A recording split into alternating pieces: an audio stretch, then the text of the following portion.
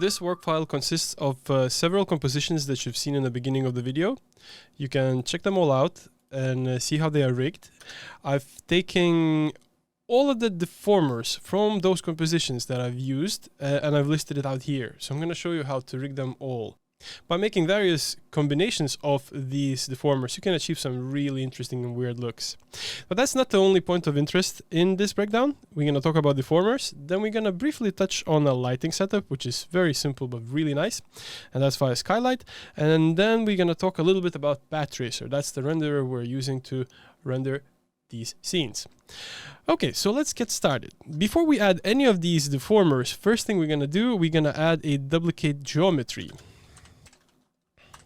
So this node just makes an instance of the 3D model. So if you already are familiar with Notch, if you're doing something with the video processing, you have video nulls, and you can apply different post effects there.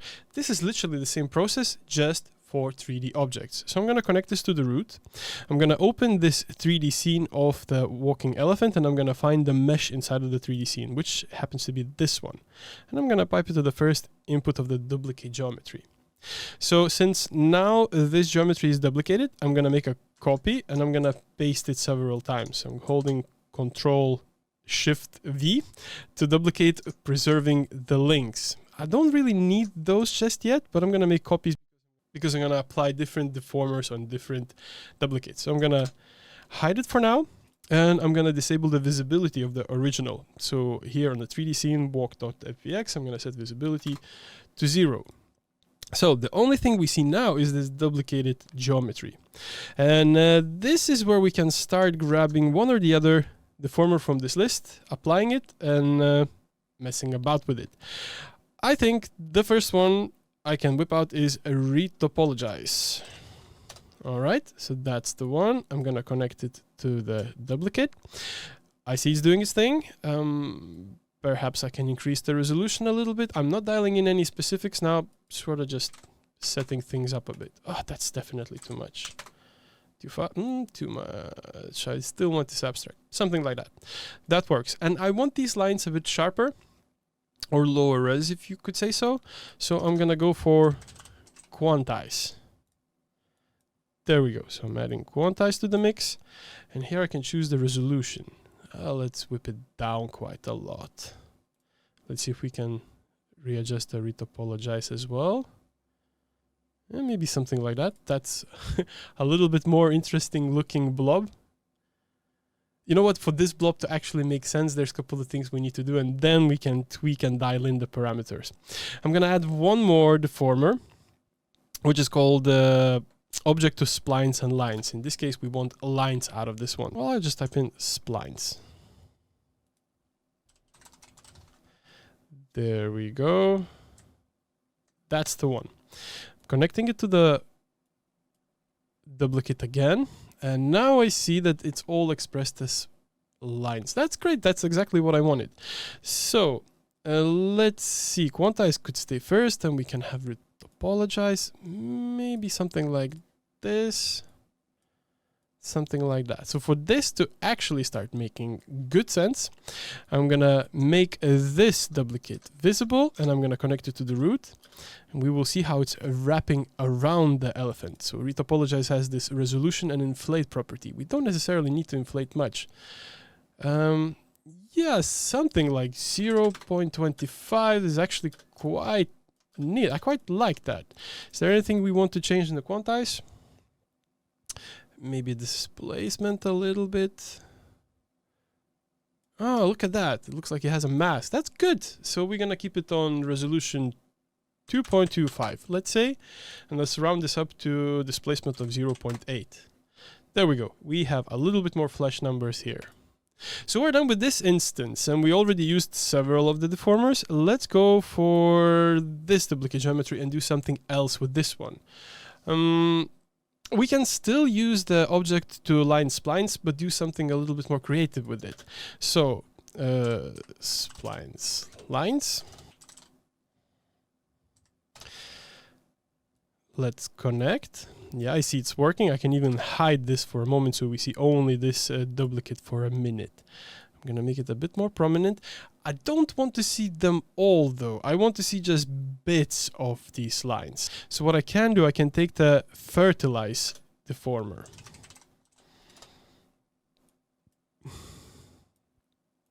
So this one right here, if I set it to random points, will allow me to reveal back and reveal front.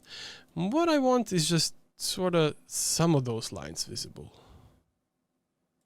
Maybe something like that for now. Let's go with that. And I think I'm gonna quantize this again. You might see a trend of the deformers that I use. There are several that I really like and they work really well hand in hand. So maybe something like this. And I think I want the fertilization to happen first. Let's do something funky. Yeah. Quantization. Something like this. Let's bring the first one. So now we see them two mixing together. Let's enable a third copy of a duplicate geometry. So now we see how that wraps. I'm going to dial in a little bit better these properties. First, I'm going to align these nodes because one thing that makes life really hard is messy node graph, and no one likes that. So back to Fertilize. Can we do something here? Yes, less of back. Front was actually quite all right as it was. I'm quite happy here. So let's round up. 0.5 on the reveal front and 0.2 on the reveal back. Then if we move on to Quantize Deformer, is there something we want to change here? That's actually quite neat as it is. So 0.23 on the displacement, and resolution can stick around with 1.8 value. However, I would like these lines to be thicker, and I have line width. So I'm gonna do a little bit of adjustment here. Look at that crazy looking elephant right there. So what else can we do here? What haven't we used from the list that we have here? Ah, yes, Greeble. Let's grab the Greeble. I'm adding that. It's okay, quite nice. Let's see if we can make some alterations to it. Offset by normals, we can reduce that. Blend amount, maybe a bit less of that. Polygon contraction, yes please. Now it starts to look a little bit more futuristic, which is good, All right, that's not bad. What else can we do? Let's see. This one we tried, smoothing. Smoothing is not necessarily something that we really need in this scene, but basically it just makes sure that everything becomes a bit smoother. Just for posterity, I'm gonna make another duplicate visible. Perhaps I'll just make it bigger so it just pops through all the rest. And I'm gonna just apply smooth deformer here. As mentioned, as you would expect, it just smooths things out. I don't really see us taking big advantage of this in this specific setup, so I'm just deleting that. Taking my last copy, connecting it to the root, and I've seen that I haven't really touched on the Voronoi fracture, which is really cool deformer. So I'm gonna disable all the previous iterations, and I'm gonna focus on this one, and I'm gonna use Voronoi here. So there we go, Voronoi fracture. That's the deformer I want to use. Let's see if there's anything I want to change. First of all, I want to see the bits. So I can enable the coloring of the shattered bits. I think there's great too many of them. So let's just reduce it to a small number, like 9. I think 9 works. And how do we take advantage of this cutting? Well, we can use a chunk effector deformer, which you may already be familiar with. So what it does, it allows you to animate the bits of the model that has several parts to it. And the way you can animate or alter it is by adding effectors from cloners to drive these changes. So I'm gonna go for plane effector. I'm gonna pipe it to the first input of the chunk effector deformer. And in the chunk effector deformer, I'll make sure that it's working with chunks, because that's literally what it is. These colored bits, these are all chunks. And now in the plane deformer, I can start moving things about. That is one messy elephant, but I think it proves the point. So for now, I'm gonna go to the Voronoi fracture, disable the color by Voronoi point property, and I'm gonna bring back all the rest of my copies in. All right, this is a very funky looking elephant. I don't think this really enriches our setup, the duplicate geometry with the Voronoi fracture and chunk effector deformer, but it's good to know how to rig. So basically you add a Voronoi, you make sure to preview how your bits looks, you choose how many bits you need, and then to be able to take advantage of those bits, you go for the chunk effector deformer with the chunk setup, and then you can apply any of the effectors from the cloner setup. You can find them all here. All of this is applicable in this setup, and you just offset the effector transforms to your liking. So let's disable this, and here we have our funky elephant. So let's double check that list again.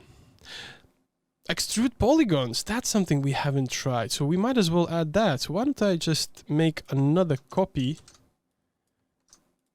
here, enable this. I'm going to show you quickly what it does. That's actually quite neat looking thing. Extrude polygons.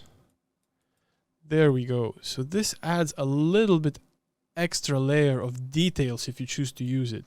Actually, it might just fit with all the rest. I'm going to bring things back. It actually is competing now with the Greeble setup that we had, so maybe we can offset them a little bit more so they would pop through. There we go. This is definitely a future type of an elephant now. Okay, so before we go to the lighting, let me just quickly mention that all of these things you've just seen being applied, they are all used in all of these setups in various combos. Stacking order is really important here, so depending on how you stack these deformers, looks might vary and change drastically. For instance, if I put the object to line splines as a first one, opposed to the last one in the chain, definitely has an impact on the design. Cool. So lighting, nothing super fancy here. If I just disable this and repro, I can grab a skylight, not changing anything, and there's a hint for me to add an environment image, so I can do that. There's another hint for me that I can use daylight HDR to work with this environment image. And this is where the whole beauty lies. Basically, a daylight HDR node has a azimuth and elevation properties. So you can dial in a specific position of the sun, and that kind of gives you a really, really nice look to your scene if you dial it in. Oh, and one tip, if you want to animate this rotation, I would suggest to do it on a skylight. So there's 3 properties that you can use: pitch, heading, and bank. These will fare better for your performance if you animate it from here, if you want things moving or lighting changing dynamically. And that then brings us to Path Tracer. That's one and only node we use here for the rendering, and all the properties related to rendering is in this node. I don't think I will make justice to this node describing its properties. I think we can call up and talk to a person who knows rendering in Notch probably the best. Let's talk to Will. Let's see if he's available and he can explain us these properties that we have here in front of us. Hey, Will. Hey, Armin. How's it going? Yeah, good. Look, I'm working on this scene and I have a Path Tracer node. And I figured you could be the person explaining best the properties in that node. Would you mind? I'm going to share screen if you don't mind. Yeah, I can help you out, Armin, anytime.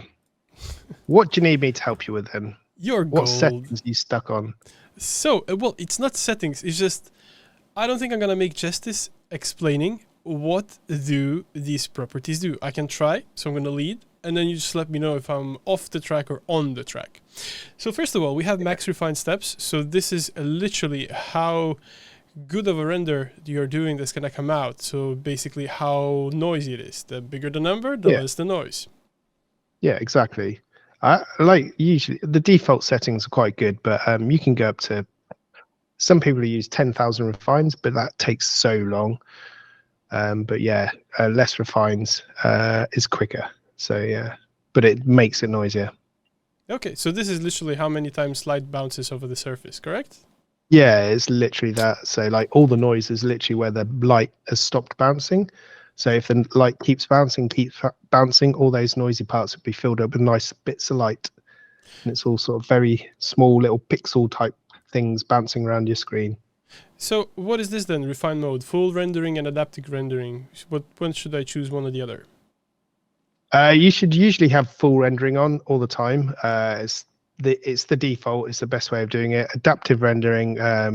It just basically uses a threshold for adaptation. The higher value means your refines will stop sooner.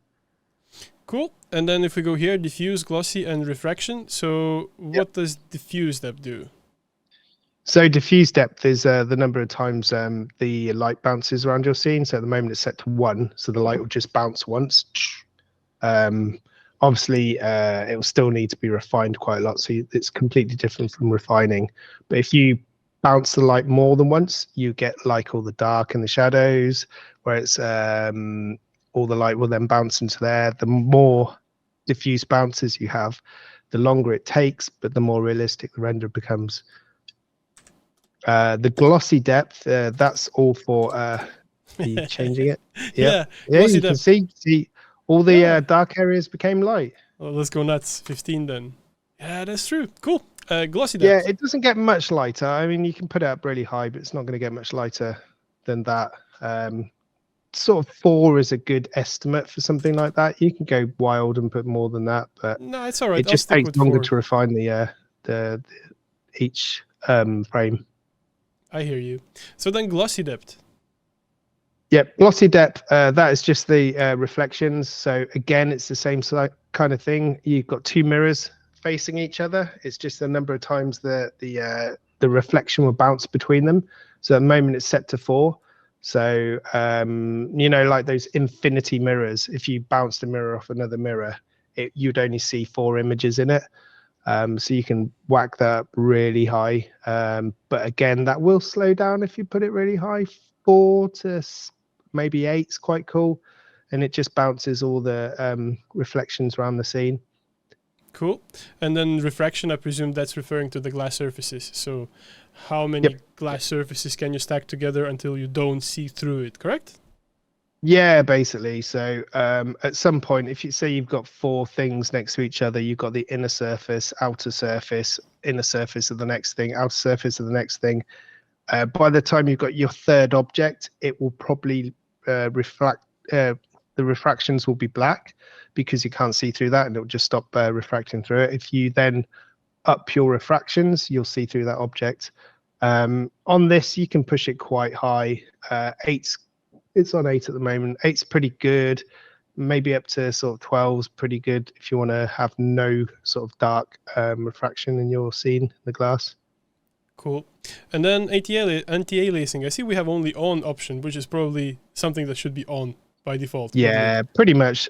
Keep it on by default. There may be some reason why you wouldn't want it on some things because it'll just slightly blur detail. So there's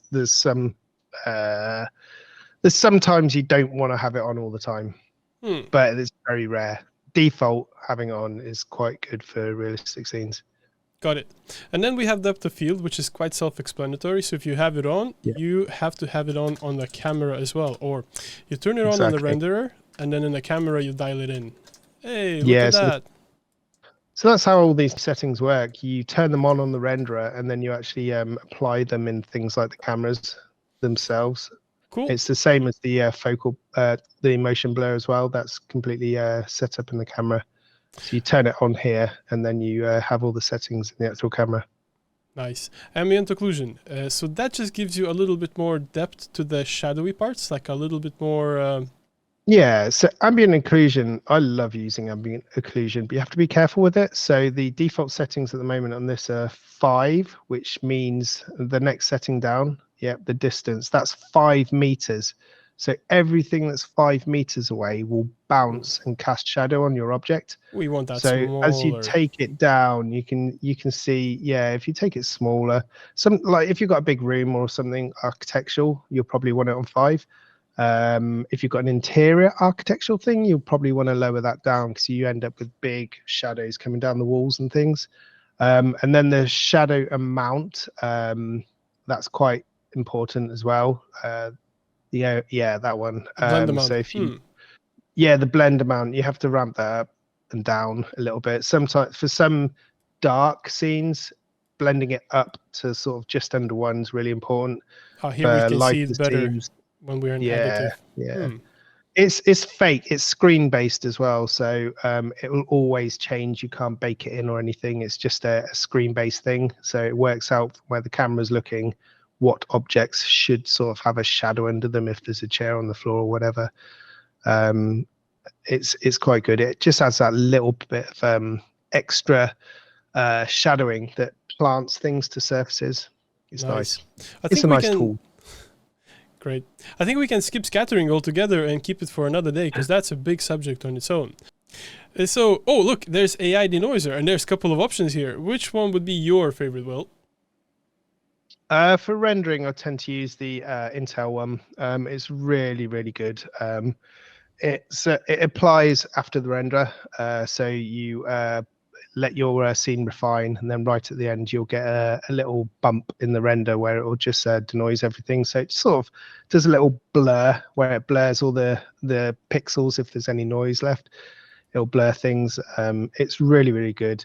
Cool. The NVIDIA denoiser, you've got options to denoise before and after the refinement. It's sort of more of a, I wouldn't say real time, but you can move about and it works almost real time, but it doesn't look anywhere near as good as the Intel at the moment. Maybe it'll get better in the future. Of course, NVIDIA updates that might change in the future, and it might be better than Intel. For the moment, Intel is the one I go to. Nice. And Radiance Cache, something to think about? Yeah, Radiance Cache, it's a good one. It basically it just sort of calculates where the lights and stuff should go. So if you turn it on when you come to rendering and moving about the scene and stuff, the lights already have an idea of where they're supposed to go. So it just it speeds things up a little bit. It's quite nice, especially for rendering. So your rendering may increase a little bit once you put it on. All right. Thank you for this, Will. So one last question. Is it true that you're older than Google? All right. Thank you so much for this. Thank you, Armin. It's lovely speaking to you. I love these chats. All right. See you, Will. Speak soon. Bye. Cheers, Armin. Thank you. Bye. Well, that about wraps it up. So thank you for watching, and see you in the next video.